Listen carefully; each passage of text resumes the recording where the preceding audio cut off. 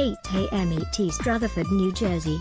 There were whispers at the NFL Scouting Combine in early March that General Manager Dave Gettleman and assistant Kevin Abrams were telling people the New York Giants could potentially have 5 new starters on the offensive line. That would be a complete overhaul from the start of last season and would involve a whole lot of maneuvering in free agency and the draft. Ereck Flowers is the only holdover on the Giants' offensive line from last year, and he's been shifted from left to right tackle. Rich Greasel/Icon Sports swore it almost came to fruition. They weren't far off. The only holdover from last year's starting group at the beginning of last season is Ereck Flowers, and he's been shifted from left to right tackle. The Giants' first-team offensive line at minicamp last week was LT Nate Solder, LG Will Hernandez, C. John Halapio, RG Patrick Omameh, RT Ereck Flowers. Solder and Omameh were free agent acquisitions. Solder is the highest-paid offensive lineman in NFL history. Hernandez was a second-round, number 34 overall, pick.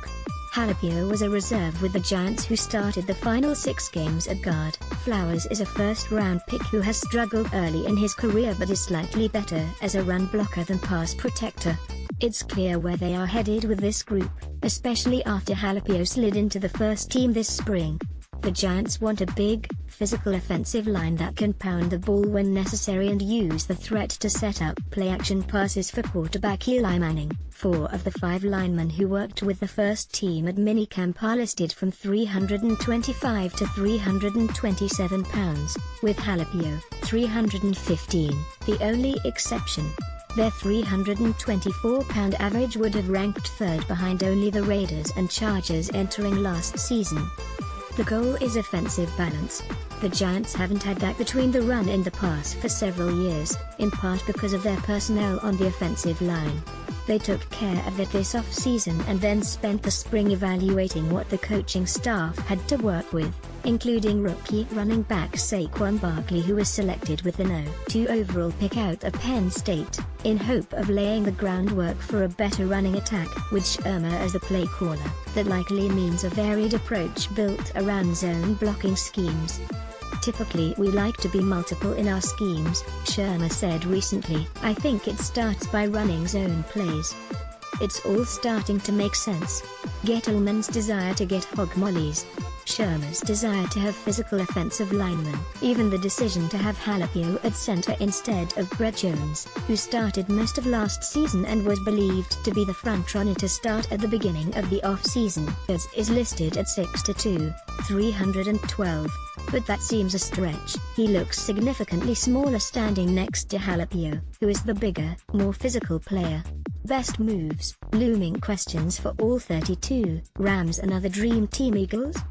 Le'Veon Bell turns to boxing, hometown. How Cousins' Vikings education will continue. With this in mind, it's not hard to see why the Giants allowed center Weston Richburg and guard Justin Pugh to walk this off-season.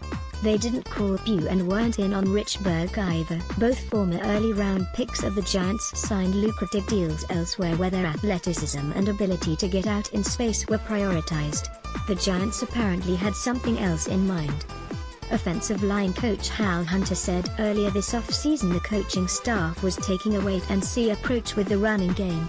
They needed to see what running backs and linemen would fill out their roster. They signed Omameh and Solder, drafted Barkley and Hernandez. Barkley was the number 2 overall pick for a reason. He can do it all. He had success running in different schemes in college, including inside zone. It gives the Giants options. In Coach Shermer's offense, we have the ability to do a lot of things. We just want to still have the ability to do those things, but zero in on things that we're good at up front, that Saquon is good at, all of our running backs, and just have that mix of things that we're going to be good at, but also do enough stuff where we're versatile and keeping teams off balance. Offensive coordinator Mike Shula said, like I said, we're still in the middle of that step, but as we get into training camp, we will start zeroing in on the things that we can hang our hat on.